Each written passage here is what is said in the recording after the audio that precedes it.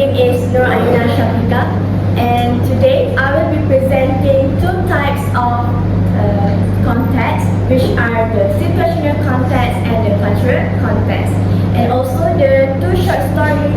The two short stories that I chose are the empty part and the ninja. So without wasting our time, let's look at the first context, which is the situational context in the empty part. The empty part is an old Chinese folk tale about a young boy named Ping who really loves to garden. So one day, the emperor, who also loved flowers, he decided to find his next successor by giving every child in the kingdom a single seed. So the mission is the child who grows the most beautiful flower in a year, they will become the new emperor. So the main character, the young boy named Ping, he really tried his absolute best. He watches the seed, gives it the best soil, and put it under the sun, but nothing grows. So he felt embarrassed and sad, but his father told him just to take the empty pot to the emperor anyway to show that he really did his best. So when Ping arrived at the palace, all the other children, they have huge beautiful flowers. Meanwhile, Ping is the only one with an empty pot. So at the end of the story, the emperor actually chooses Ping. He reveals that all the seeds that he handed out to the children, they were actually cooked and it could not possibly grow. It's impossible to grow. Meaning of that, the other children, they changed the original seed to their own one, to the new seed. So because of the Ping's empty pot, it showed his honesty and the courage where the traits the emperor truly wanted in a leader to be the next ruler of the kingdom. And next, the importance of situational context, where it refers to the setting, time, and immediate circumstances in which language is used. And it also includes who the people are, where they are, and what they are trying to achieve. So in this story, the key situational context are the emperor's challenge, where it creates a formal, high-stakes situation where children are competing for power. And the second situational context is the Ping struggle, where it involves the personal, emotional situation of his failure and disappointment. And the third situational context is the final meeting at the palace, where it's a public judgment-based situation. So by reading the story, it helps students to understand the language of the instruction and also the dialogue of the story. For example, the formal language used in the story, used by the emperor: "My son, your courage to present your empty pot shows great integrity," where this example is appropriate for a royal and the solemn situation. And next, let's look at the importance of English language use in teaching and learning. So by understanding the situational context in the story, it is crucial for teaching the students the appropriate register and also the tone.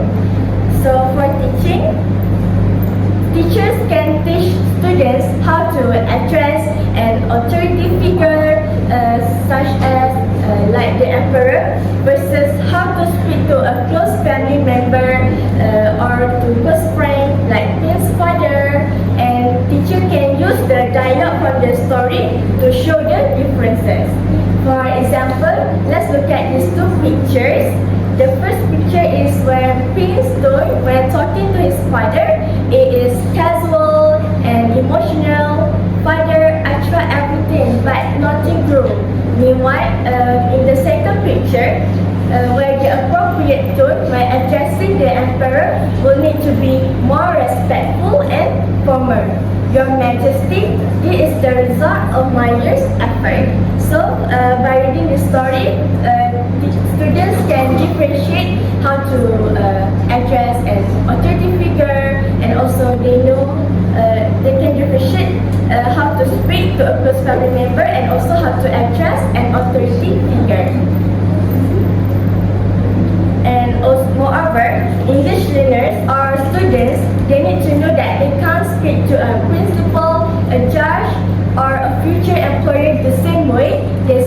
their close friends. So by using this story, the empty part, teachers can ask the students to create role plays where students can switch between the informal language such as by playing the characters such as Ping, and also the formal language where they can role play how Ping address the emperor, so showing them how the situation changes based on the words they choose. And also for the learning, students can see how the words used change depending on the setting. For example, the anxiety and shame, the main character Ping feels influences his language. It might be brave and hesitant, while the emperor's language is more confident and authoritative. So by recognizing this, it will help students to interpret the meaning beyond the literal words, and they can understand a character's state of mind or their social status. Okay, next we moving on to the second context, which is the cultural context in the name jar. So this is a short story by Yang Soo Choi about cultural identity and acceptance. So this story follows a young girl named Yoon Hee who has just moved from Korea to America. So on her first bus ride to her new school, the other children tease her because they can't pronounce her name. So Yoon Hee feels embarrassed and worries that her name is too strange for her new country.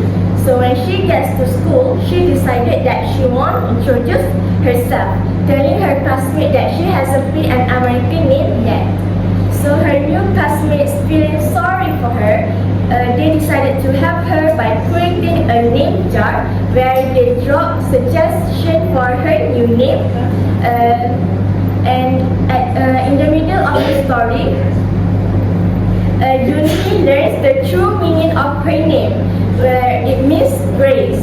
Her grandmother told her that her name is very special and meaningful, and because of that, she realized and she decided to keep her Korean name and told her classmate her real name now. And the classmate and her classmate are excited to learn how to pronounce her name correctly, and also and they also want to know their cultural background. So the main point of the story is the cultural identity is precious, and we should be proud of who we are and be respectful of others' backgrounds. So let's look at the explanation of cultural context, where it's about how a person share their beliefs, traditions, history, and values affect their communication. And where is the background knowledge that shapes what words mean and how we act towards it. So in this story, in the name jar, the core conflict is cultural. For Yoon Hee, her name is tied to her Korean heritage and has a really deep meaning behind her name, meaning grace. Meanwhile, in the American setting, names are often treated more casually. So the cultural context explains the misunderstanding and the solution, where the American children struggle with pronunciation, where it comes from their lack of exposure to Korean sounds, a cultural barrier. So the solution is not just choosing a new word, a new name, but to understand the cultural significance of Yoon Hee's original name. So the language used here is about the cross-cultural communication and also empathy. So let's look at what's the importance in teaching and learning English for the story.